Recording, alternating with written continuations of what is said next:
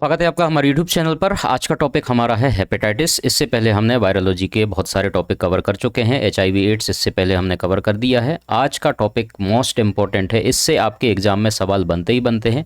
आप या स्टूडेंट हो सकते हैं आप एक आम इंसान हो जो आप हमारा वीडियो देख रहे हो, हेपेटाइटिस के बारे में जानकारी लेना चाहते हैं।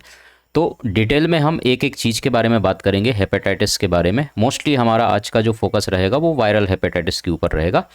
तो हम डिटेल में देखेंगे। 50 स्लाइड हैं आज कंप्लीट। तो आप इत्मीनान से देखिए, आपके एग्ज़ाम में बहुत सारे सवाल अब कंपटीशन एग्ज़ाम में पूछे जाने लगे हैं, तो इसलिए जो है ध्यान से आप आराम से पढ़िए, तो आपको बहुत सारे कॉन्सेप्ट जो है क्लियर होते चले जाएंगे। ठीक है, तो हेपेटाइटिस से बहुत सारे क्वेश्चंस आपके बनते हैं और ये इंपॉर्टेंट भी है। आपके हेल्थ के हिसाब से भी जानना भी ज़रूरी है कि हेपेटाइटिस कैसे होता है, क्यों होता है, क्या सावधानी रखनी चाहिए, कैसे बचाव है, इसका इलाज कैसे है, सिम्टम्स क्या हैं, ये सारी चीज़ें हम आज इस क्लास में सीखने वाले हैं। ठीक है, स्टार्टिंग में मैं आपको सारी चीज़ें ओवरऑल सब चीज़ों के बारे में एक रिवीजन कर दूंगा, जिसमें आपको हर एक चीज़ टॉपिक क्लियर हो जाएगा। इसके बाद मैं डिटेल में जाऊँगा हेपेटाइटिस के बारे में कि स्टेप बाय स्टेप एक एक हेपेटाइटिस को हम देखते हुए चलेंगे। ठीक है, चलिए भाई, क्लास को पूरा देखेंगे तभी बेहतर तरीके से आपको समझ में आएगा। इंट्रोडक्शन से स्टार्ट करते हैं। सबसे पहले तो इंट्रोडक्शन। हेपेटाइटिस, हेपेटिक जो शब्द है, पहला चीज़ हेपेटिक, ये लिवर से रिलेटेड है। कैसे? लिवर। ठीक है, इतना समझ में आ गया। लिवर से रिलेटेड है और आइटिस का मतलब होता है क्या? इन्फ्लामेशन। यहाँ पर लिखा हुआ है आइटिस का मतलब होता है इन्फ्लामेशन, मतलब लिवर का इन्फ्लामेशन ही क्या कहलाता है? हेपेटाइटिस कहलाता है। इतना क्लियर हो गया। मतलब आपके लिवर में कोई इन्फ्लामेशन हो रहा है, उसी को हम नाम बोल देते हैं हेपेटाइटिस। हेपेटाइटिस जो है आपका लिवर के सेल्स जो होते हैं, ठीक है, उनमें अगर कोई भी इन्फेक्शन हो गया, वो हो सकता है आपका बैक्टीरियल इन्फेक्शन हो सकता है, ठीक है, वायरल हो सकता है, या ड्रग्स या एल्कोहल या केमिकल टॉक्सिक के द्वारा हो सकता है। लिवर में अगर कोई भी इन्फ्लेमेशन आ रहा है, अगर उसके मेटाबॉलिक या वेस्कुलर डिसऑर्डर हो रहे हैं, उसमें कोई भी एक्टिविटीज़ में उसमें एबनॉर्मलिटीज़ आ रहा है, तो बहुत सारे उसके कारण हो सकते हैं कि आपका लिवर जो है कहीं ना कहीं कुछ ना कुछ उसमें डैमेज हो रहा है या उसमें इन्फ्लामेशन हो रहा है, सिंपल तरीके से। ठीक है, कारण बहुत सारे हो सकते हैं, उसके बारे में स्टेप बाय स्टेप अपन समझते चलेंगे। लेकिन इतना समझ में आ गया कि ये सीधा सीधा आपके लिवर से रिलेटेड है, मतलब इन्फ्लामेशन आपके लिवर में हो रहा है, और लिवर कितना इंपॉर्टेंट है उसके बारे में हम आगे देख लेते हैं। देखो, क्लासिफिकेशन की अगर बात करेंगे तो आपके हेपेटाइटिस कितने तरीके से होते हैं। सबसे पहला तो वायरस के थ्रू अगर होगा, किसके थ्रू भाई? वायरस के थ्रू होगा तो उसको हम बोल देते हैं वायरल हेपेटाइटिस। मोस्टली ज़्यादातर चांसेस जो है आपके वायरल हेपेटाइटिस के होते हैं, और इसको समझना भी बहुत ज़रूरी है। उसके बाद हो सकते हैं आपके बैक्टीरियल, जो बैक्टीरिया के द्वारा हो सकते हैं। ठीक है, उसके बाद हो सकता है टॉक्सिक या फिर ड्रग्स जो लेते हैं, इंड्यूस्ड हेपेटाइटिस। उसके बाद हो सकते हैं एल्कोहल, जो ज़्यादातर क्या होते हैं, एल्कोहल इनटेक करते हैं, या फिर दारू या शराब जिसको आप बोल सकते हो। ठीक है, वो जो व्यक्ति लेते हैं एल्कोहल ज़्यादा इनटेक करते हैं, शराब पीते हैं, उनमें हेपेटाइटिस हो सकता है। वो अलग तरीके का है ना, एल्कोहल के द्वारा होगा तो वो हेपेटाइटिस अलग हो गया। Auto immune hepatitis, auto immune आप लोगों को समझ में आ रहा है, खुद का ही इम्यून सिस्टम जो है वो उसके अगेंस्ट काम करने लगता है, तो उसको हम ऑटो इम्यून हेपेटाइटिस बोल सकते हैं। तो इतने सारे कारण हो सकते हैं आपके हेपेटाइटिस होने के। लेकिन आज जो हमारा फोकस रहेगा वो किस पे रहेगा? वायरल हेपेटाइटिस, या वायरस के थ्रू जो है जो हेपेटाइटिस होता है उस पर रहेगा। क्लियर है? अब देखो भाई, लिवर, तो थोड़ा सा लिवर को हम समझ लेते हैं। पहले भी आप लोगों ने पढ़ा होगा लिवर को, डाइजेस्टिव सिस्टम में, है ना। थोड़ा सा हम रिवीजन कर लेते हैं। लिवर आपके लार्जेस्ट ऑर्गन है आपके ह्यूमन बॉडी का, है ना। इसके फंक्शन भी मोस्ट इंपॉर्टेंट हो जाते हैं।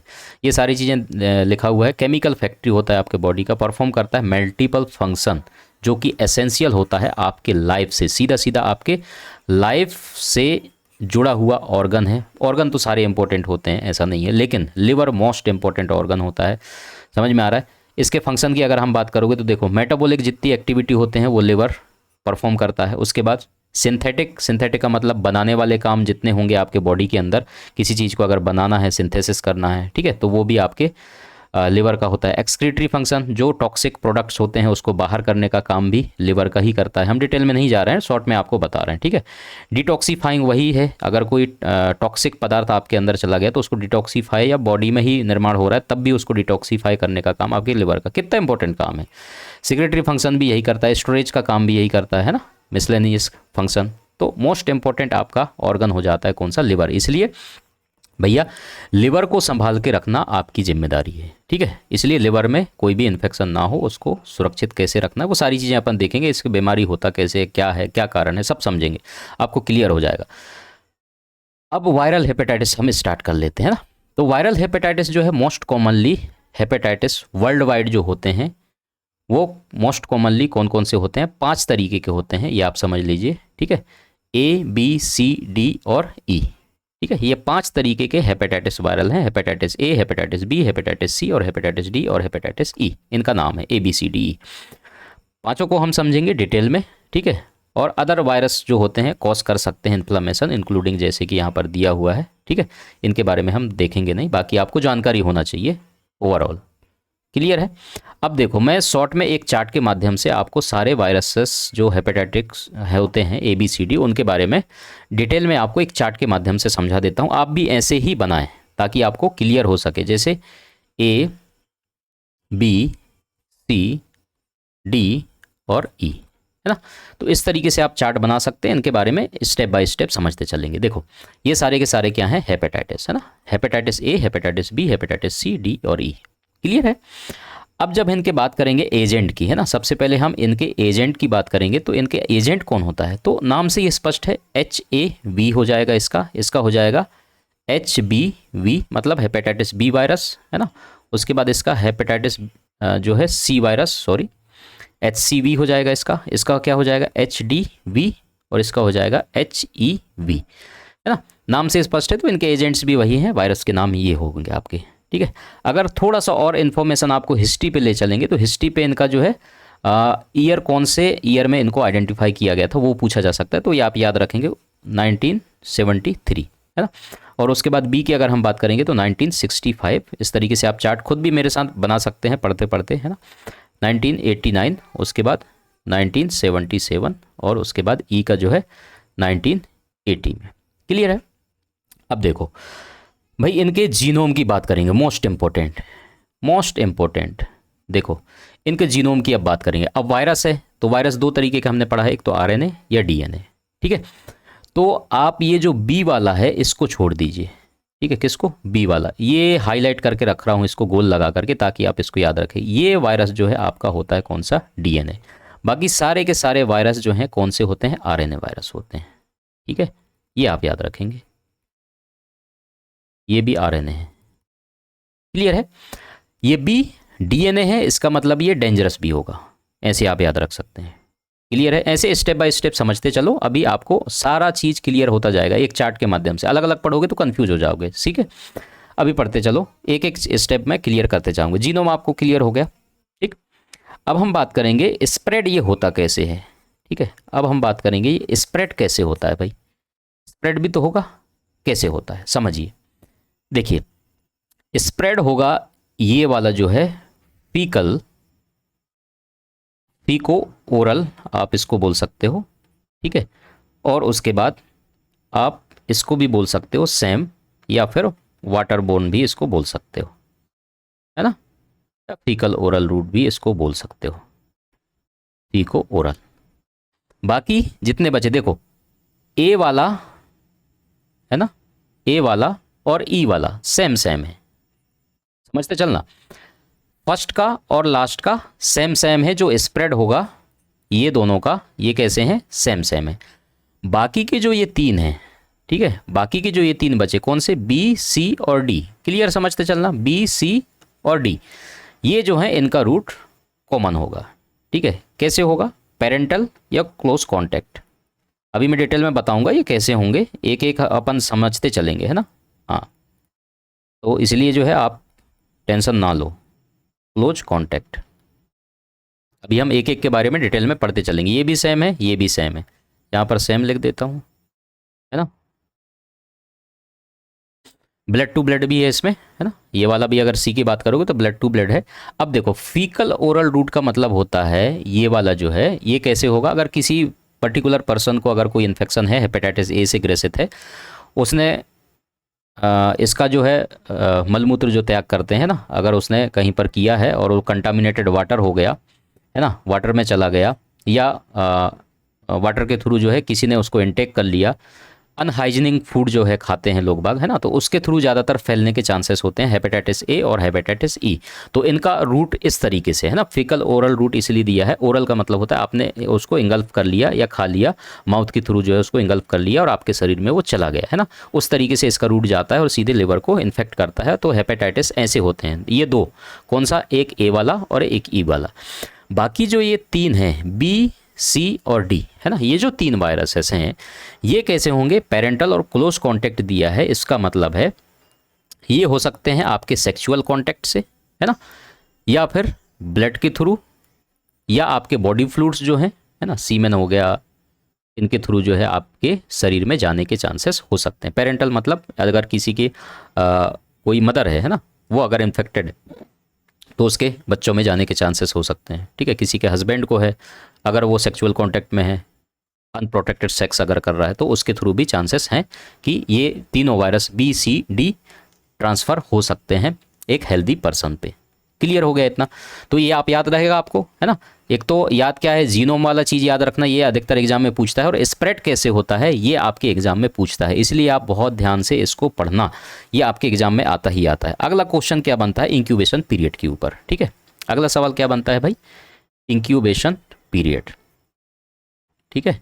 इंक्यूबेशन पीरियड, इंक्यूबेशन पीरियड की अगर हम बात करें, जैसे ए की अगर हम बात करें तो ये 15 से 45 डे, ठीक है, 15 से 45 डे है। और अगर बी की हम बात करें तो 30 से 180 डे, ठीक है। और सी की अगर हम बात करते हैं तो ये आपका 20 से 90, ये सारे डेज हैं। उसके बाद अगर डी की हम बात करते हैं तो 30 से 50 डे, और उसके बाद ई की अगर हम बात करते हैं तो ये 15 से 60 दिन, ठीक है। तो इंक्यूबेशन पीरियड भी आपसे पूछा जा सकता है, ये भी मोस्ट इंपॉर्टेंट है। अब हम बात करते हैं एंटीजन, है ना, कई बार एंटीजन के ऊपर भी सवाल बनता है। एंटीजन और एंटीबॉडीज दोनों आप याद रखिएगा, ठीक है। तो एंटीजन जो है आपका ए वाला में है तो HAV, ठीक है। और बी की बात करेंगे तो बीच में आपको बी में जो है आपको बहुत सारे एंटीजन्स देखने को मिलते हैं, HBsAg, है ना, सरफेस एंटीजन। उसके बाद HBC मतलब कोर एंटीजन, ये भी आपको देखने को मिलता है। उसके बाद HBE एंटीजन, ठीक है। और उसके बाद HBX एंटीजन, ठीक है। इतने सारे एंटीजन आपको देखने को मिलेंगे। और HCV में जो आपको देखने को मिलता है HCV, ठीक है। बाकी और भी अदर होते हैं, NSS भी होता है, NSS। और उसके बाद C103। और इसकी हम बात करेंगे, डी की बात करेंगे तो डी में जो है आपको HBsAg और HDV, है ना। और इसकी बात करेंगे तो HEV। अब यहाँ पर बात करोगे सर ये HBsAg क्यों आया एंटीजन, ये तो ध्यान रखना मेरे प्यारे स्टूडेंट, देखो HBsAg इसमें क्यों दिखाई दे रहा है, तो ध्यान से समझना इस बात को, बहुत मतलब इंपॉर्टेंट पॉइंट बता रहा हूँ मैं। ये जो हेपेटाइटिस डी है वायरस, है ना, ये जो हेपेटाइटिस डी वायरस है, ये भाई साहब अपने आप में इन्फेक्शन कॉज नहीं करता है, इसको सहारे की ज़रूरत है इसकी, किसकी, हेपेटाइटिस बी की। ये दोनों एक दूसरे से जुड़े हुए हैं, एक दूसरे से नहीं, ये डी है डिपेंडेंट है किससे, बी से, है ना, बी पे डिपेंडेंट है। अगर बी, डी जो है बी के अंदर रहता है, इतना आप समझ लो, जैसे हीमोग्लोबिन जो है आरबीसी के अंदर रहता है ना, उसी तरीके से बी के अंदर कौन रहता है, डी। तो डी तभी हो सकता है जब उसको हेपेटाइटिस बी का इन्फेक्शन हुआ है, ध्यान से समझना, हेपेटाइटिस बी का इन्फेक्शन हुआ है तभी उसको हेपेटाइटिस डी हो सकता है, केवल और केवल हेपेटाइटिस डी ऐसा नहीं है, ठीक है। अगर हेपेटाइटिस डी किसी को आ रहा है पॉजिटिव, इसका मतलब उसको हेपेटाइटिस बी भी होगा, कंफर्म है ये, इतना समझ में आ गया क्या सबको, ठीक है। तो अगर डी आपको मिल रहा है तो इसका मतलब बी भी उसके अंदर होगा, इतना कंफर्म है, इसलिए यहाँ पर हेपेटाइटिस बी जो है एंटीजेंस देखने को मिलता है। उसके साथ साथ HDV भी देखने को मिलेगा, ये दोनों साथ साथ देखने को मिलेंगे यहाँ पर, ठीक है। हाँ, केवल बी है तो डी नहीं मिल रहा है तो हो सकता है, जरूरी नहीं कि बी है तो डी भी होगा, लेकिन डी है तो कंफर्म है कि आपको बी देखने को मिलेगा ही मिलेगा। तो इतना क्या समझ में आया दोनों के बीच का रिलेशन बी और डी का, ठीक है। बहुत आसानी से मैं आपको समझा रहा हूँ ताकि आपको क्लियर हो सके, कन्फ्यूजन ना हो। ऐसे ही सवाल आपको घुमा फिरा करके पूछे जाते हैं, इसलिए आप इनको ध्यान से समझ लीजिएगा आज ही, है ना। एंटीबॉडीज़ की बात करेंगे तो HAV, इसमें भी एंटी HAV, है ना, इसमें आपको देखने को मिलेगा एंटी HBS और C है ना, और E, ठीक है। ये भी आपका सरफेस है, कोर है और एनवलप है, ये सारे के सारे एंटीबॉडीज देखने को मिलते हैं। और उसके बाद C की अगर हम बात करेंगे तो यहाँ पर HCV, इसमें आगे आप एंटी लगा देना, है ना। हाँ, तो ये सारे एग्जाम में आपको पूछे जाते हैं। इसमें आपको सेम एंटी एंटी दोनों लगा देना, है ना। एंटी कौन सा, HBS, फिर सेम वही, और उसके बाद HDV। डी भी देखने को मिलेगा और बी भी देखने को मिलेगा। बी का मैंने कारण बता दिया, बी यहाँ पर डी में बी क्यों आ रहा है ना। लेकिन बी में आपको डी देखने को नहीं मिल रहा है, लेकिन डी में आपको बी देखने को मिल रहा है, क्योंकि ये बी पे डिपेंडेंट है, इतना आप याद रखना, है ना। और इसकी बात करेंगे तो एंटी HEV। क्लियर है इतना, तो इतना मेरे ख्याल से आपको समझ में आ गया। अगला क्या पूछे जाते हैं वो आप याद रखेंगे, है ना।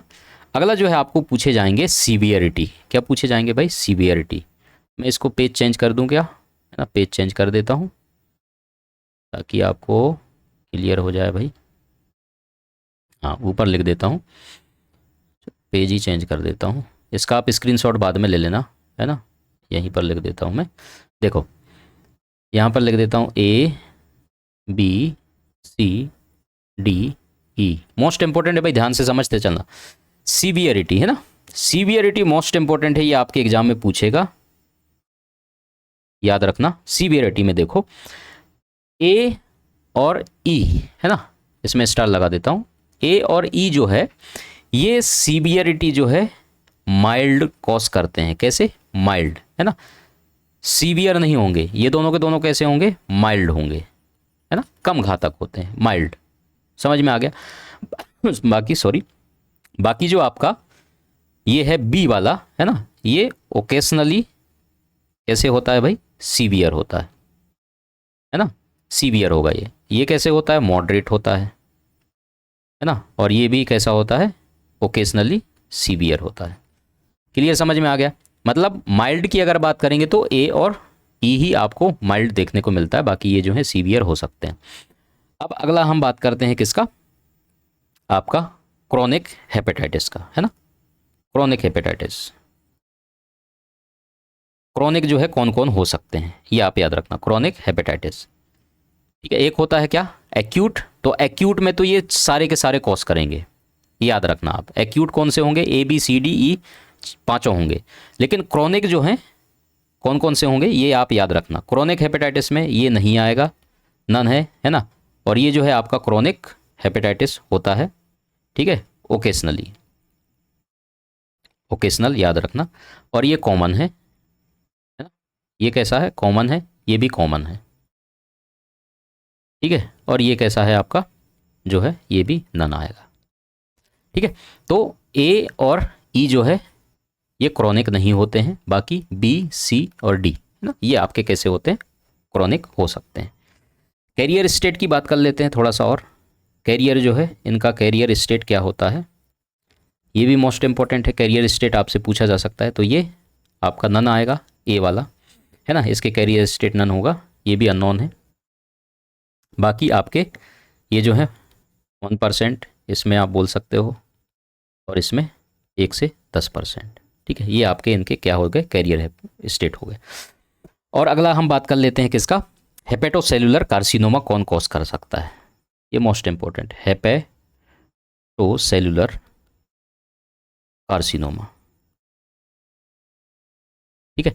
हेपेटोसेलुलर कार्सिनोमा, फिर अगेन ये जो है कमज़ोर हैं कौन कौन से, आपके ए और ई, इनमें आप नन लगा दो आंख बंद करके, ठीक है।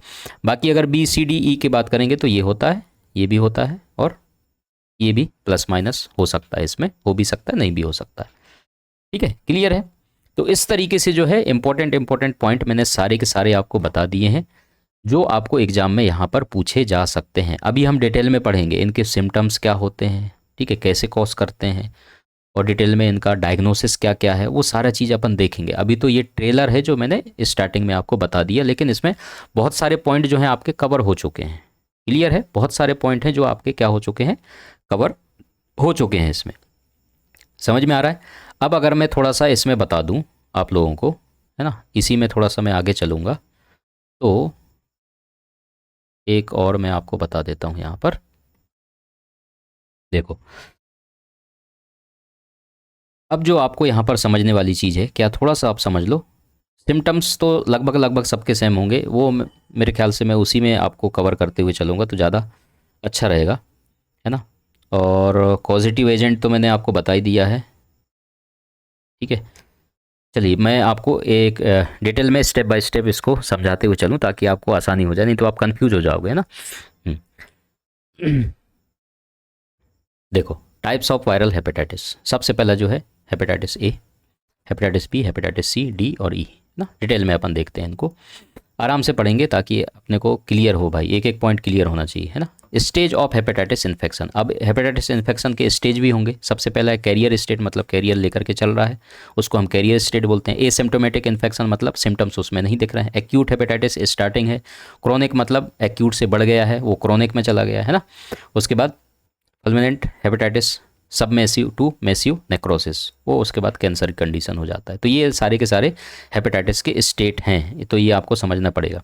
कैरियर स्टेट मैंने बता दिया है, बिना लक्षण वाला व्यक्ति जो रोग प्रकट करता है और हेपेटोपेटिक वायरस के संक्रमण को आश्रय देता है, मतलब उसके अंदर रहता है और इसे प्रसारित करने में सक्षम हो सकता है, या वाहक का अवस्था, या उसको क्या बोलेंगे, कैरियर। कैरियर का मतलब क्या है भाई, कैरियर का वही होता है जो एक चीज़ को लेकर के और दूसरे जगह तक पहुंचाता है, उसको अपन कैरियर बोलते हैं, ठीक है। तो ये कैरियर का काम करता है, उसी को अपन बोलते हैं। Hepatitis A and E do not produce the carrier state. Hepatitis A और कौन सा ई जो है, ये कैरियर स्टेट नहीं होता है। अभी मैंने चार्ट के माध्यम से आपको समझा दिया, इसलिए मैंने पहले ही क्लियर आपको एक चार्ट बना करके डिटेल में बता दिया है ना। कैरियर वाला ऑप्शन आया था, उसमें मैंने बताया था कि ए और ई आखिरी वाले हैं, इनमें नहीं है, फर्स्ट और लास्ट में। बाकी हेपेटाइटिस बी जो है रेस्पॉन्सिबल होता है largest number of carrier in the world, ये आप याद रखना। कौन सा, हेपेटाइटिस बी, है ना। बी तो आपका डी वाला को भी लेकर के चलता है, तो ये तो मोस्ट डेंजरस है आपका, कौन सा, हेपेटाइटिस बी वाला।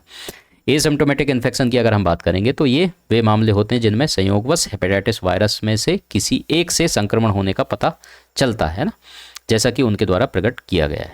तो ये होता है, हिंदी भी ट्रांसलेट कर दिया ताकि आपको आसान हो, जो भी हिंदी मीडियम से। बढ़ा हुआ सीरम ट्रांसमाइनेज या फिर एंटीबॉडीज़ की उपस्थिति पता लगाकर, लेकिन अन्यथा, ठीक है। तो ये इसके द्वारा आप एसिम्प्टोमेटिक को पता लगा सकते हो, मतलब सिम्टम्स उसमें दिखाई नहीं देंगे लेकिन उसके अंदर तो है ना, वायरस का इन्फेक्शन है उसके अंदर, ठीक। एक्यूट वायरल हेपेटाइटिस मतलब वायरल संक्रमण कुछ घंटों या दिनों से लेकर के कुछ हफ्ते के भीतर विकसित होता है, ठीक है, स्टार्टिंग ही हुआ है। तो कुछ मरीज में पूरी तरह से ये लक्षण विहीन होते हैं, मतलब लक्षण नहीं देंगे, हो सकते हैं प्रस्तुति में केवल हल्के लक्षण वाले हो सकते हैं, हल्का लक्षण इसमें दिखाई दे सकता है। एक्यूट वायरल, एक्यूट का मतलब स्टार्टिंग हुआ है, ठीक है। एक्यूट हेपेटाइटिस में तीव्र हेपेटाइटिस 6 महीने से कम समय तक रहता है और तीव्र हेपेटाइटिस अपने आप ठीक हो जाता है। क्रोनिक हेपेटाइटिस में बदल सकता है, मतलब एक्यूट से क्रोनिक में ये जा सकता है, या शायद भी कभी, और तीव्र जो है लिवर की विफलता का भी क्या हो सकता है, परिणाम हो सकता है, मतलब लिवर डैमेज हो सकता है, लिवर फेलियर इसमें हो सकता है, ठीक है। तो ये आपको याद रखना है। एक्यूट हेपेटाइटिस में अब क्या है, सभी हेपेटोपिक वायरस का सबसे आम परिणाम जो है पूरी यकृत की तीव्र सूजन संबंधी भागीदारी इसका होता है।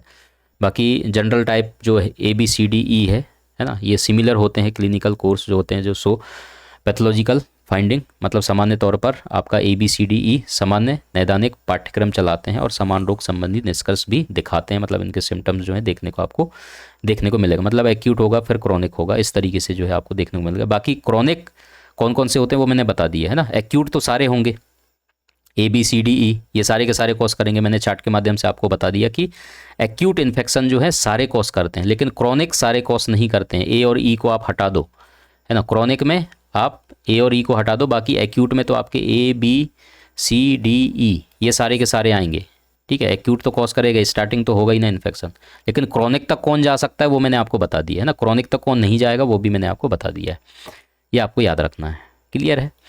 क्रोनिक हेपेटाइटिस आपका 6 महीने से अधिक समय तक जारी रहने या बार बार जो है आपको यकृत रोग अगर हो रहा है परिभाषित किया जाता है, ठीक है। क्रोनिक हेपेटाइटिस में एक अधिकांश मामले hepatotropic virus, hepatitis B, hepatitis C और हेपेटाइटिस बी संयुक्त जो होते हैं हेपेटाइटिस डी के साथ, ठीक है। ये आपको याद रखना है, संक्रमण के संक्रामक परिणाम होते हैं। तो क्रोनिक के लिए मैंने आपको बता दिया था कौन सा, B, C और D, ये तीनों भाई हैं, समझ में आ गया। क्रोनिक तक कौन जाता है भाई, B, C और D, यही मैंने आपको स्टार्टिंग में बता दिया, वही मैंने डिटेल में आपको पढ़ा रहा हूँ, जो मैंने आपको चार्ट में बताया ना वही मैं अब यहाँ पर डिटेल में आपको जो थ्योरी के माध्यम से जो लिखी हुई चीज़ें हैं वो मैं आपको बता रहा हूँ। बाकी पढ़ना आपको चार्ट बनाकर की है और डिटेल में पढ़ना है तो इस तरीके से भी आप पढ़ सकते हो, है ना। तो क्रोनिक हेपेटाइटिस से लिवर सिरोसिस या लिवर फेलियर हो सकता है या लीवर का कैंसर भी हो सकता है। तो ये डेंजर कंडीशन होता है, इसलिए BCD जो ये वायरस होते हैं, हेपेटाइटिस वायरस BCD, है ना, ये डेंजरस हो सकते हैं। और B और D एक साथ है तो वो तो ज़्यादा डेंजरस है, इस बात का आपको ध्यान में रखना है ना। तो ये क्योंकि क्रोनिक तक जा रहे हैं, लिवर कैंसर भी कॉज कर सकते हैं। अब जैसे यहाँ पर स्टेज देख रहे हो डायग्राम के माध्यम से, ये आपका क्या है, हेल्दी लिवर है, ठीक है। उसके बाद यहाँ पर फैटी लिवर होता है, ये स्टेज है, देख लो, stage of liver damage, fatty acid होगा। उसके बाद अगर आप ये फैटी एसिड तो रिकवर हो सकता है ना, लिवर फाइब्रोसिस हो गया, इस तरीके से आप USG कराओगे तभी पता चल जाता है। उसके बाद आखिरी कंडीशन कौन सा है, सिरोसिस, ठीक है। तो इस तरीके से जो है आपको ये देखने को मिलता है। क्लियर है भाई, है ना। ये अगला चलते हैं आगे, देखो क्या है, हेपेटाइटिस ए। अब हम हेपेटाइटिस ए को डिटेल में देख लेते हैं। अब ये जो हेपेटाइटिस ए है, highly contagious liver infection caused by hepatitis A, HAV। और हेपेटाइटिस ए वायरस जो है RNA वायरस होता है, ये मैंने बता दिया था, है ना। ये कौन सा, एंट्रो वायरस फैमिली का होता है। किसका, एंट्रो वायरस। और पिकोनावर्डी आपका पैथोजेंस अगर बात करोगे तो पिकोनावर्डी है। और उसके बाद it can cause acute hepatitis, मैंने आपको बता दिया, with jaundice, also cause acute liver failure, है ना। और दूसरा क्या कॉज कर सकता है, एक्यूट, क्रॉनिक नहीं जाएगा, ये मैंने बता दिया, A और E जो है क्रॉनिक में नहीं जाते हैं, है ना, एक्यूट कॉज कर सकते हैं। It does not cause long term infection, है ना, ये लॉन्ग टर्म इन्फेक्शन कॉज नहीं करता है। इंक्यूबेशन पीरियड इसका मैंने आपको बता ही दिया है, तो ये आपको याद रखना, एग्जाम में पूछे जाते हैं। It is transmitted primarily through the faecal oral route, वही चीज़ है डिटेल में आपको यहाँ पर पढ़ने को मिल रहा है जो मैंने चार्ट के माध्यम से समझा दिया है। फीकल ओरल रूट से ये ट्रांसमिटेड होगा। सोर्स ऑफ इन्फेक्शन की बात करेंगे तो crowded condition, poor person hygiene, अगर हाइजीन आप प्रॉपर मेंटेन नहीं कर रहे हो, प्रॉपर तरीके से हाथ वगैरह धोकर खाना नहीं खा रहे हो, कंटामिनेटेड वाटर ले रहे हो, फूड ले रहे हो, है ना, पुअर सैनिटाइजेशन वही है। उसके बाद कंटामिनेटेड फूड, आप वाटर, है ना, सेल्फिश।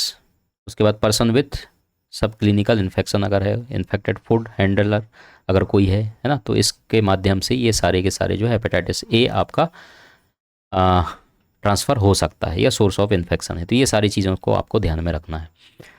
मोर प्रिविलेंट अंडर डेवलप्ड कंट्रीज़ जो हैं अभी, उनमें ज़्यादातर ये देखने को मिल सकता है। Peoples who travel developing countries more likely to get hepatitis ए।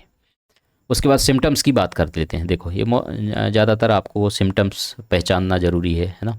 तो आम इंसान अगर कोई वीडियो दे रहा है तो सिम्टम्स ज़रूरी है। हेपेटाइटिस ए अगर हुआ है तो आपको जॉइंडिस हो सकता है। जॉइंडिस में क्या है, पीली आंखें दिखा रहा है, इसमें मतलब आपको जो ब्लड है उसको भी आपको जब टेस्ट करोगे तो बिलीरुबिन लेवल बढ़ा रहेगा। फीवर, है ना। उसके बाद डार्क यूरिन या पेल आपको देखने को मिलेगा, स्टूल, क्योंकि आपको पीलिया हो गया जॉइंडिस, तो ये चीज़ें तो देखने को मिलेगा, है ना। रिड्यूस पेप्टाइड, उसके बाद वीकनेस, फटीक महसूस होगा आपको, जॉइंट पेन होगा, है ना। डाइजेस्टिव डिसऑर्डर हो जाएंगे क्योंकि लिवर है, इसका फंक्शन है, तो मतलब लिवर के जो फंक्शन है वो तो एबनॉर्मलिटीज आपको देखने को मिलेगा, है ना। राइट साइड में आपको एब्डोमिनल पेन होगा, नोजिया एंड वोमिटिंग होगा। तो ये सारे के सारे सिम्टम्स जो है किसके, हेपेटाइटिस ए के हैं। तो ये सिम्टम्स आप लोगों को याद रखना है। अगर ऐसे सिम्टम्स हैं तो आप कंफर्म नहीं कह सकते, ये सिम्टम्स हो सकते हैं ना, ये सिम्टम्स हैं आपके हेपेटाइटिस ए के। पैथोफिजियोलॉजी कैसे कैसे हो सकता है, हेपेटाइटिस ए आपने इन्वेट किया, बॉडी के अंदर गया, उसके बाद मल्टीप्लाई होगा आपके इंटेस्टाइन में, है ना, एपिथेलियल में, उसके बाद कहाँ पहुँच जाएगा, ये लिवर में पहुँच जाएगा। ये स्टेप बाय स्टेप आप ये याद रख सकते हैं। उसके बाद रेप्लिकेशन होगा कहाँ, लिवर सेल्स में, इंटर करेगा आपके इंटेस्टाइन विथ बाइल में, है ना। उसके बाद अपीयर्स होगा आपके फेंसेस में, ठीक है। तो इस तरीके से इसका इन्वेट है। डायग्नोसिस क्या क्या कर सकते हो भाई हेपेटाइटिस ए का, ब्लड टेस्ट करोगे, 2 kind of antibodies to the viruses, IgM और IgG एंटीबॉडीज आपको देखने को मिलेगा, है ना। और एंटीबॉडीज डिटेक्ट करोगे तो एंटीबॉडीज में आपको एलाइजा टेस्ट परफॉर्म करोगे तो HAV IgM और HAV IgG, है ना। एक्यूट इन्फेक्शन में आपको ये देखने को मिलेगा। रिकवरी अगर एंड इम्यूनिटी टू वायरस है तो आपको IgG देखने को मिलेगा। बायोकेमिकल टेस्ट में क्या क्या कर सकते हो आप, बिलिरुबिन टेस्ट परफॉर्म कर सकते हो, प्रोटीन देख सकते हो, एलिनिन ट्रांसअमाइनेज देख सकते हो और स्टूल का एग्जामिनेशन कर सकते हो। तो इतना जो है हम लेबोरेटरी डायग्नोसिस में जो हमारा मेन पार्ट है ना, लैब डायग्नोसिस में, एक तो एंटीजन और एंटीबॉडीज़, ठीक है, ये 2 डिटेक्शन अपन करते हैं। बाकी जो ब्लड टेस्ट हैं वो तो अपन करते ही करते हैं, ठीक है। तो ये हो गया आपका ट्रीटमेंट वाला पार्ट हमारा नहीं है, फिर भी यहाँ पर ट्रीटमेंट का नोट्स है वो आप देख सकते हो। तो ये ट्रीटमेंट हम नहीं बता रहे हैं ना, तो हम इसकी जिम्मेदारी लेते हैं। तो ट्रीटमेंट वाला पार्ट आपको डॉक्टर के सजेशन से ही इसको मानना है ना। किसी भी कहीं पर भी लिखा हुआ चीज़ें आपको बिलीव नहीं करना है, ना तो गूगल से, ना तो कहीं सोशल मीडिया से। कोई भी ट्रीटमेंट आपको नहीं लेना है। अगर आप इंसान हैं तो आप इस बात को समझें, ठीक है। डॉक्टर्स के सलाह से ही आपको ट्रीटमेंट वाला पार्ट फॉलो करना है, ठीक है। जो भी डॉक्टर सजेस्ट करेगा मेडिसिन, वही ट्रीटमेंट पार्ट है। क्लियर है? तो यहाँ पर जो भी बताई जा रही ट्रीटमेंट या लिख करके दिखाया जा रहा है, उस पर आप यकीन ना करें या उसको फॉलो ना करें। तो ये आपको इंस्ट्रक्शन है। क्लियर? ओके, आगे चलते हैं। प्रिवेंट कैसे कर सकते हो हेपेटाइटिस ए को? रोकना भी तो है, वैक्सीन, ठीक है। उसके बाद वाश फ्रूट्स, जो वेजिटेबल्स जो भी आते हैं उनको अच्छे तरीके से कुक करना है ना। ड्रग्स आपको जो भी है ना वो अवॉइड करना है, या फिर जो प्रिस्क्रिप्शन ड्रग्स हैं, ठीक। उसके बाद लिवर को आपको हेल्दी रखना है, उसके लिए आपको क्लीन, आपके जो डिशेस हैं उनको क्लीन करना है। उसके बाद जो आपके नेल्स हैं वो कट करना है प्रॉपरली, है ना, गंदगी नहीं होना चाहिए। उसके बाद हैंड को प्रॉपरली वॉश करना है। उसके बाद क्लीन ड्रिंकिंग वाटर यूज करना है। तो ये सारे के सारे प्रिवेंशन हो गए, बचाव हो गया। अब आ गया बड़ा वायरस आपका हेपेटाइटिस बी। हेपेटाइटिस बी को जो है ऑल्सो नोन एज, ये आपके एग्जाम में पूछा जा सकता है, सीरम हेपेटाइटिस, है ना। दूसरा इसका नाम क्या है भाई? सीरम हेपेटाइटिस, याद रखिएगा। It is serious disease that infect the liver and can cause life long, ध्यान से रखिए, इन्फेक्शन, जीवन भर इन्फेक्शन ये रह सकता है, कॉज कर सकता है। सिरोसिस, है ना, बहुत खतरनाक है। देखो, liver scaring, liver cancer, liver failure and death, last में आपका क्या है? डेथ, ठीक है। इसलिए जो हेपेटाइटिस बी मोस्ट डेंजरस है। इटियोलॉजी की अगर हम बात करेंगे हेपेटाइटिस बी, ये सारी चीज़ें मैंने बता दी। हेपेटाइटिस बी वी, है ना, HBV, ये जो है डबल स्टैंडर्ड DNA वायरस होता है। इंक्यूबेशन पीरियड भी मैंने बता दिया था। HBV virus found in the blood and in lesser amount of body fluids, जो भी बॉडी फ्लूइड्स होंगे उसमें आपको देखने को मिल सकता है। ब्लड में आपको देखने को मिलेगा, है ना। बाकी saliva, semen, vaginal secretion etcetera, इनमें भी आपको देखने को मिल सकता है। जो भी इन्फेक्टेड पर्सन है यहाँ पर आपको ये हेपेटाइटिस बी वायरस देखने को मिल सकता है। ओके, क्लियर है? बहुत आसान है, हेपेटाइटिस बी भी पढ़ना आसानी से याद हो सकता है। हाउ हेपेटाइटिस बी स्प्रेड, कैसे फैलता है? स्प्रेड मैंने बता दिया था ना, ब्लड के माध्यम से फैल सकता है, unprotected sex. Clear? Mother to child during birth, ये जा सकता है, इसको भी हमने डिस्कस कर लिया था। House holds contact sharing hygienic equipment, जैसे रेजर हो गया, है ना, टूथब्रश हो गया, ईयर रिंग्स हो गया, इनको अगर आप, क्या है, कोई हेपेटाइटिस बी से इन्फेक्टेड है, अगर इनका आप शेयरिंग कर रहे हो तो हो सकता है। हेल्थ केयर प्रैक्टिसेस अन स्टराइल, है ना, स्टराइल आप यूज नहीं कर रहे हैं, किसी का भी निडल अगर आप इस्तेमाल कर रहे हैं एक दूसरे से, शेयरिंग निडल्स, है ना। बाकी टैटूस आप बनवा रहे हो, बार्बर्स के यहाँ जा रहे हो, तो कोई भी जो है इन्फेक्टेड पर्सन का वो चेंज नहीं कर रहा है, ठीक है, ब्लेड, तो उससे भी हो सकता है। तो ये सारे के सारे जो हैं प्रैक्टिस आपको ध्यान से देखना है कि हेपेटाइटिस बी कैसे फैलता है, उसको हम रोक कैसे सकते हैं। रोक कैसे सकते हैं? ये इनके द्वारा फैल रहा है, जिसका स्प्रेड हो रहा है जिससे, उसी चीज़ का हमारा बचाव है ना, वही आपके प्रिवेंशन में आ जाएगा। सिंपल है, दैट्स इट। क्लियर है भाई? पैथोफिजियोलॉजी वही होगा आपका, क्या, इन्वेजन होगा वायरस का इनटू बॉडी, है ना, कैसे फैलता है वो हमने बता दिया। मल्टीप्लाई होगा आपकी लिवर सेल्स में, हेपेटोसेलुलर इंजरी होगा, इन्फ्लामेशन होगा, है ना, पोर्टल में। उसके बाद कफर सेल्स हाइपरप्लेसिया होगा, और उसके बाद कोलेस्टेसिस, है ना, उसके बाद रीजनरेशन। ये सारे के सारे इसके हो गए। सिम्टम्स क्या क्या होंगे देख लो। सिम्टम्स, एब्डोमिनल पेन होगा, डार्क यूरिन देखने को मिलेगा, फीवर रहेगा, जॉइंट पेन होगा, लॉस ऑफ एप्टीट्यूड, है ना। थोड़े बहुत जो है सिम्टम्स आपको, हेपेटाइटिस है तो हेपेटाइटिस के सिम्टम्स लिवर से रिलेटेड है, तो सिम्टम्स तो आपको लगभग सेम ही देखने को मिलेंगे। Nausea, vomiting, fatigue, jointitis. Clear है? डायग्नोसिस क्या क्या करोगे भाई? डायग्नोसिस मोस्ट इंपॉर्टेंट पार्ट है। डायग्नोसिस में आप क्या करोगे? Blood test, AST, ALT, ALP, GGT, है ना, सीरम प्रोटीन्स, प्रोथर्मिंग टाइम, है ना, जो भी क्लॉटिंग है वो आप करोगे। Urinary bilirubin, urinary urobilinogen, total serum bilirubin, ये तो आपको करना ही करना है। लिवर फंक्शन टेस्ट में तो सारे ही आते हैं, तो वो तो अपने को करना ही करना है। सीरोलॉजिकल टेस्ट की बात करेंगे तो वही एंटीजन एंटीबॉडीज़ जो मैंने आपको बताया था चार्ट्स में, क्लियर बताया है, तो वही के वही सारे यहाँ पर लिखे हुए हैं, इनको आप पढ़ लीजिएगा, ठीक है, मैंने आपको बता दिया है। IgG IgM तो है इम्पोर्टेंट, ठीक है। लिवर अल्ट्रासाउंड आप कराओगे, USG, है ना, USG जब आप कराओगे तो इसमें आपको देखने को मिल जाएंगे। तो ये सारी चीज़ जो है, अमाउंट डैमेज कितना हुआ है लिवर का वो देखने को मिल जाएगा। लिवर बायोप्सिस आखिरी कंडीशन है ना? उसके बाद फाइब्रो टेस्ट है। ये सारे के सारे डायग्नोसिस हैं आपके हेपेटाइटिस बी के लिए। क्लियर? और डायग्नोसिस में क्या है, एंजाइम एलाइजा टेस्ट है, हेपेटाइटिस बी सरफेस एंटीजन है ना, तो है क्योंकि इसमें सरफेस है, एनवलप है, कोर एंटीजन, ये सारे के सारे आप देख सकते हो उसके डिटेल में यहाँ पर डिस्क्राइब किया गया है, कोर एंटीजन है ना, सरफेस एंटीजन और एनवलप एंटीजन्स और एंटीबॉडीज़ के बारे में। तो ये एंटीजन्स भी है, एंटीबॉडीज़ भी है, इनको आप डिटेक्ट कर सकते हो, ये सारे एलाइजा टेस्ट के माध्यम से भी आप इनको पता लगा सकते हो। ट्रीटमेंट पार्ट फिर आ गया, तो ट्रीटमेंट पार्ट यहाँ पर जो भी लिखा हुआ है उसको आपको पढ़ने के लिए, नॉलेज के लिए है, अगर एग्जाम में पूछा जाता है तो उसके हिसाब से। बाकी अगर कोई व्यक्ति देख रहा है ये वीडियो तो इसके माध्यम से आपको ट्रीटमेंट नहीं लेना है, फिर मैं आपको दोबारा बता देता हूँ, ठीक है। इसकी हमें कोई नॉलेज या गारंटी हम नहीं लेते। प्रिवेंशन कैसे करना है, वही चीज़ है, आपको जो है हेल्दी लाइफ स्टाइल को फॉलो करना है। मोस्ट इंपॉर्टेंट, हर एक चीज़ का, हर एक बीमारी का एक ही उपाय है कि वो ना हो, उसके लिए आपको हेल्दी लाइफ स्टाइल फॉलो करना है। क्लियर है। उसके बाद यूज स्टेराइल, जो भी चीज़ें हैं है ना, चाहे वो सिरिंज हो या फिर कोई भी चीज़ हो, उसको स्टेराइल होना चाहिए, या रेज़र हो या कोई भी चीज़ आप बॉडी के अंदर अगर कोई चीज़ जा रहा है ना, तो वो कैसा होना चाहिए आपका, जो भी पार्ट्स हैं जैसे ब्लेड हो गया, ये सारी चीज़ मैंने आपको बता दी है ना कैसे फैलता है। उसके बाद यूज ए कॉन्डोम ड्यूरिंग सेक्स है ना।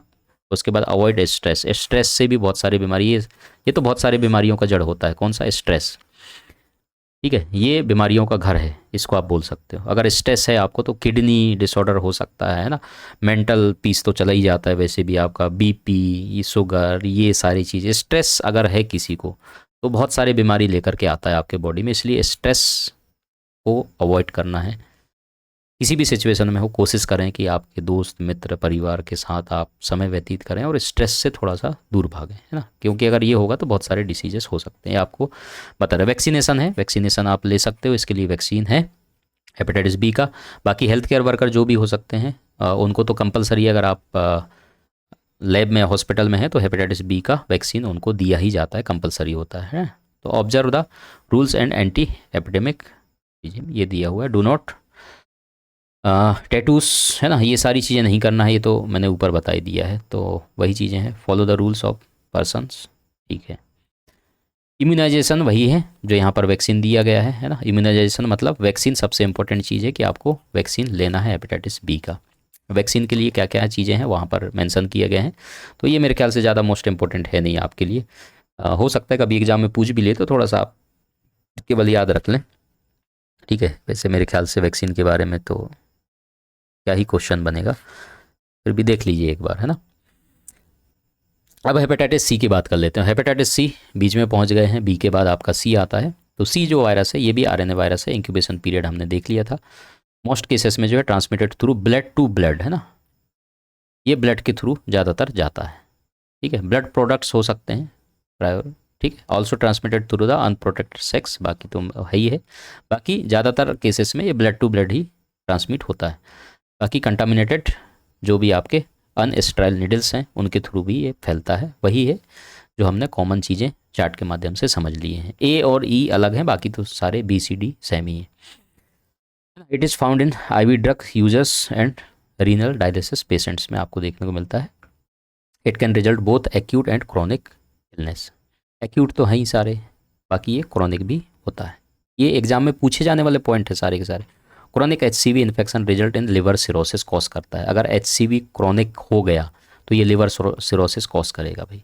There is no vaccine of HCV, ये आपको याद रखना है कि एचसीवी के लिए कोई भी वैक्सीन नहीं है ना, वैक्सीन इसके लिए नहीं है।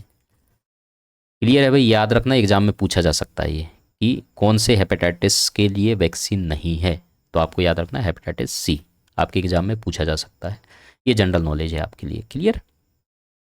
अब cause of hepatitis C, hepatitis C के क्या कारण हो सकते हैं, कारण क्या क्या हो सकते हैं, वही चीज़ें हैं, ब्लड ट्रांसफ्यूजन है ना, नॉन स्टेराइल निडल आप यूज कर सकते हैं, ड्यूरिंग सेक्सुअल कॉन्टैक्ट के थ्रू जा सकता है, ड्यूरिंग चाइल्ड बर्थ अगर मदर को है तो बच्चे को जा सकता है, ड्यूरिंग प्रेगनेंसी है ना, मदर से फीटस में जाएगा, और उसके बाद ड्यूरिंग ऑपरेशन, तो ये सारे कंडीशन हो सकते हैं। Complication and infections, bacterial disease अगर है तो वो तो चलो अलग बात हो गया, ठीक है। तो ये कॉमन कॉज हैं जो हेपेटाइटिस सी का कारण बन सकते हैं, आपको याद रखना है। पैथोफिजियोलॉजी, एचसीवी वायरस जो है carried blood stream to liver, है ना, ब्लड स्ट्रीम से आपके लिवर में जाएगा। It can that affect the damage liver, आपके लिवर को डैमेज करेगा। This virus can also affect other part जो होंगे आपके बॉडी के, जैसे डाइजेस्टिव, नर्वस, इम्यून सिस्टम को भी इफेक्ट कर सकता है अगर HCV हुआ है तो। ठीक है, एक्स्ट्रा नॉलेज है ये, आप याद रख लीजिएगा। क्लिनिकल मैनिफेस्टेशन में एक्यूट फेज आएगा आपका 6 मंथ का, है ना। यूजुअली सिम्टम्स जो है प्रेजेंट नहीं होगा इसमें, आमतौर पर लक्षण नहीं होते हैं क्योंकि एक्यूट फेज है। लक्षण है तो वायरस के संपर्क में आने से लगभग 7 से 8 सप्ताह बाद विकसित होते हैं, और इसमें बीमार महसूस करना, उल्टी, आमतौर पर अच्छा महसूस करना शामिल हो सकता है। ये सारी चीज़ें हैं। और आपका जॉइंटिस तो होगा ही होगा, है ना। क्रॉनिक फेस है तो क्रॉनिक फेस तो फिर आपको ये क्या है, लास्ट फॉर लॉन्गर 6 मंथ के बाद आपको देखने को मिल सकता है। तो पीपल्स में developed the following symptoms, mild और नो सिम्टम्स। ठीक है, माइल्ड हो सकते हैं, सिम्टम्स नहीं भी हो सकते हैं, तो ये दोनों कारण हो सकते हैं। क्या क्या सिम्टम्स है भाई, ये आप देख लो। ठीक है, फीलिंग सिक, लॉस एपेटाइट, उसके बाद इंटॉलरेंस ऑफ डिक्रीशन, उसके बाद over the liver, jaundice, and most common extreme tiredness, poor concentration and memory problem हो सकता है, मसल्स एंड जॉइंट पेन हो सकता है। ये जो पुअर कंसंट्रेशन और मेमोरी प्रॉब्लम दिया हुआ है ये आप याद रखिएगा, हेपेटाइटिस C के लिए। ठीक है, HCV के लिए है, और मसल्स एंड जॉइंट पेन देखने को मिल सकता है। तो ये सारे के सारे हिंदी में भी ट्रांसलेट किए गए हैं, आप याद रख सकते हैं। उसके बाद इसमें सिरोसिस, क्योंकि क्रोनिक जाता है तो सिरोसिस तक पहुंच जाएगा ये ओवर पीरियड में। डायग्नोसिस वाला पार्ट मोस्ट इंपॉर्टेंट है, उसमें क्या है आपका एलाइजा है, anti-HCV है ना, एंटीबॉडीज और एंटीजेंस आप इसमें। Does not provide immunity to virus, immunity provide नहीं है इसमें। और आपको वैक्सीन के बारे में बताई दिया, वैक्सीन इसमें है नहीं। पॉलीमराइज चेन रिएक्शन मतलब PCV, आप टेस्ट के माध्यम से वायरस को डिटेक्ट कर सकते हो। लिवर फंक्शन टेस्ट परफॉर्म कर सकते हो, अल्ट्रासाउंड स्कैन, लिवर बायोप्सी आप इसमें कर सकते हो। तो ये डायग्नोसिस पार्ट हो गया। ट्रीटमेंट वाला पार्ट फिर अगेन मैं बता रहा हूँ, लिखा हुआ है, अच्छी बात है। प्रिवेंशन क्या है, जिसके माध्यम से हो रहा है उसी को आपको अवॉइड करना है, जैसे avoid sharing injection equipment, practice safe sex, avoid sharing personal items, razor, blood contaminated, ये सारी चीज़ें हैं ना। Donor screening blood and tissue products, no vaccine exist HCV। अब हेपेटाइटिस D और डेल्टा हेपेटाइटिस मोस्ट इम्पॉर्टेंट। देखो अब जो आ गए हम किस में, D में, और डेल्टा हेपेटाइटिस, इसका दूसरा नाम क्या है भाई, डेल्टा, याद रखना, डेल्टा हेपेटाइटिस। ये दूसरा नाम है किसका, D का, D फॉर डेल्टा। ओके, तो HDV is defective single standard RNA virus होता है that can not survive on its own.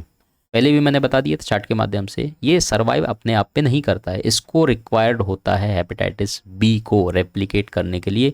इस भाई साहब को चाहिए B है तभी उसके अंदर D है, समझ में आ रहा है। तो B के अंदर कौन सा है, D है। जैसे ये मैंने बना दिया, अगर ये B है तो B के अंदर ही आपका कौन सा रहेगा, D। तो B के साथ साथ चलने वाला है ये भाई साहब, सिंगल अकेले नहीं जाएगा। इंक्यूबेशन पीरियड देख लिया था हमने। क्रोनिक कैरियर जो है होता है of HBV always at risk for transmission, source of infection are same HBV। तो इसका सोर्स ऑफ इन्फेक्शन जो होगा वो किसकी तरह होगा भाई, हेपेटाइटिस B की तरह होगा, क्योंकि हेपेटाइटिस B के साथ ही जा रहा है, तो सोर्स ऑफ इन्फेक्शन भी सेम ही होगा। Hepatitis D infection is only possible if a person is already infected with hepatitis B। मैंने बता दिया है, अगर ऑलरेडी हेपेटाइटिस B से इन्फेक्टेड है कोई पर्सन तो हेपेटाइटिस D होने के चांसेस हैं उसको। ठीक है, person can be infected with both viruses at same time, है ना। दोनों वायरस जो है हेपेटाइटिस B भी D भी एक साथ हो सकते हैं उस व्यक्ति को। डायग्नोसिस क्या है इसका, detection antibodies, ELISA, anti-HDV, antibodies, acute infection, does not provide immunity to virus.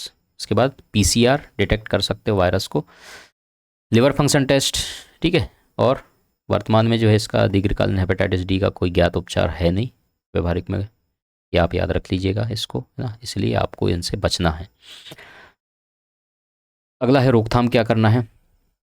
जो हेपेटाइटिस B का है रोकथाम वही इसका भी है, रोका जा सकता है, अनुशंसा की जाए सभी व्यक्तियों को हेपेटाइटिस B का टीका लगाना जरूरी है। किसका, हेपेटाइटिस B का, इसलिए हेपेटाइटिस B का टीका मोस्ट इंपॉर्टेंट है, लगना चाहिए। स्वास्थ्य देखभाल सेटिंग में भी रोगियों के लिए मानक सावधानियां हैं। संक्रमित रक्त, दूषित सुइयां, संक्रमित व्यक्ति के निजी वस्तुओं के संपर्क से बचें, है ना। और HDV के लिए कोई टीका मौजूद नहीं है, HDV के लिए भी कोई टीका मौजूद नहीं है। तो हेपेटाइटिस बी का टीका ही आपको लगवाना है। मोस्ट हेपेटाइटिस बी नहीं होगा तो डी भी चांसेस कम है। क्लियर है? तो डी के लिए पर्टिकुलर अलग से कोई वैक्सीन नहीं है। समझ में आ गया? अगला चलते हैं, हेपेटाइटिस ई। लास्ट हमारा वायरस है हेपेटाइटिस ई वायरस। तो हेपेटाइटिस ई वायरस जो है ये भी आरएनए वायरस है। क्लियर है? इंक्यूबेशन पीरियड हमने देख लिया था। HEV has a faecal oral transmitted route, बात कर लिया था। सोर्स ऑफ इन्फेक्शन क्या है? कंटामिनेटेड वाटर, पुअर सैनिटेशन, है ना। Found in Asia, Africa and Mexico में ज़्यादातर है। More common in adult and severe in pregnant women. Most commonly जो है ये आपको अडल्ट्स में देखने को मिलेगा और सीवियर हो जाता है आपके प्रेग्नेंट वुमेन के लिए हेपेटाइटिस ई, HEV, है ना, ये virus. Hepatitis E usually resolve on its own within 4 to 6 week. ये ध्यान रखना कि हेपेटाइटिस ई जो है यूजुअली अपने आप ही 4 से 6 हफ्ते के अंदर रिजॉल्व हो जाता है, तो ये अच्छी बात है ना। Treatment focused on supportive care, rehydration and rest की ज़रूरत आपको इसमें कहा जाता है, सलाह दिया जाता है। तो अलग से इसको अपने आप ही ये ठीक होने के चांसेस इसमें हैं, तो ये अच्छी बात है। अगला है cause of hepatitis E. Hepatitis E के कॉज क्या क्या हो सकते हैं? व्हेन ईटिंग रॉ सेल्फिश, अगर आप खाते हो, ठीक है, अनकुक्ड कोई भी चीज़, बचें इससे। Sexual contact with sick person, है ना, सिक पर्सन से अगर आप सेक्सुअल कॉन्टैक्ट करते हैं। Use of non sterile syringe, उसके बाद यूज ऑफ कंटामिनेटेड वाटर, तो ज़्यादातर तो यही है ना। बाकी स्विमिंग, डर्टी वाटर में अगर आप स्विमिंग करते हैं। Staying in a large crowd of people में रहते हैं, है ना। उसके बाद कंजप्शन ऑफ कंटामिनेटेड फूड, तो ये सारे के सारे कारण हो सकते हैं हेपेटाइटिस ई का। ठीक है, बाकी ए और ई का सेम रूट है, ये आपको याद रखना है।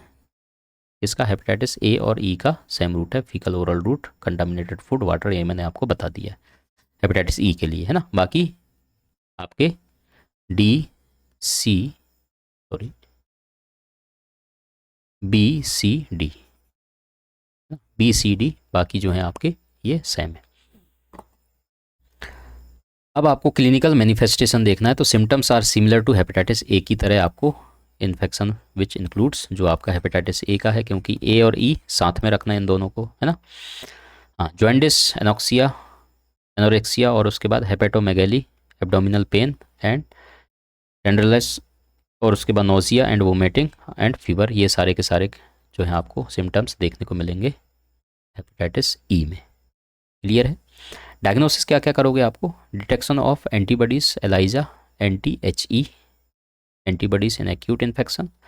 Once infected with HEV the person is immune to virus, है ना, वायरस के लिए इम्यून हो जाता है। Reverse transcription polymerase chain reaction आप इसमें कर सकते हो। RT-PCR test, liver function test perform कर सकते हो। तो ये सारे के सारे आपके क्या हो गए? डायग्नोसिस। ट्रीटमेंट पार्ट फिर अगेन बता रहा हूँ, अपना नहीं है। एल्कोहल अवॉइड करना है, ये ध्यान रखना है ना। एल्कोहल अवॉइड करना है। अगर शराब आप पीते हो तो सबसे मोस्ट डेंजरस जो होता है एल्कोहल होता है, तो एल्कोहल को अवॉइड करना है। प्रिवेंशन कैसे कैसे कर सकते हो? जिससे फैलता है उसी को रोकना है ना। तो अगर आप ऐसी जगह पे जा रहे हो जहाँ इन्फेक्शन के चांसेस है, तो वहाँ वाटर बॉटल से आप ब्रश वगैरह कर सकते हो, ठीक है। तो स्टेराइल वाटर या शुद्ध पानी जो है आपको इस्तेमाल करना है। प्यूरिफाइड वाटर से आप नहा सकते हो, खाना पका सकते हो। अवॉइड रॉ मीट, है ना, इनको पोर्क, गेम मीट, ये सारी की सारी चीज़ें अवॉइड करना है। बॉयल वाटर, है ना, प्यूरिफाई करने के लिए। हैंड प्रॉपर तरीके से आपको वॉश करना है, ये मोस्ट इम्पॉर्टेंट है। क्लियर है?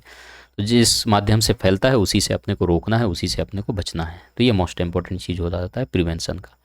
क्लियर है? तो इस तरीके से जो है मैंने आपको बता दिया है कि भाई hepatitis A, B, C, D और E, ठीक है, ये 2 कॉमन हैं।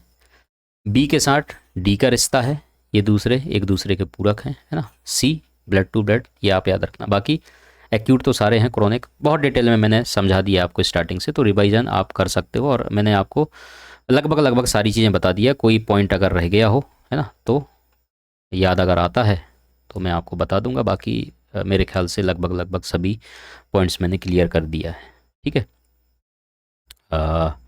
चलिए, तो आज के लिए क्लास में इतना ही, फिर मिलेंगे नेक्स्ट क्लास में। तब तक के लिए अपना ख्याल रखिए। चैनल पर पहली बार आए सब्सक्राइब जरूर करिए, बेल आइकन दबा के रखिए ताकि हमारे वीडियोस के नोटिफिकेशन आपको मिलती रहे। और MCQs क्लास भी कोशिश करेंगे लाने का, वायरस और वायरोलॉजी का टॉपिक कवर कर लेते हैं, है ना, फिर स्टार्ट करते हैं। Thank you so much.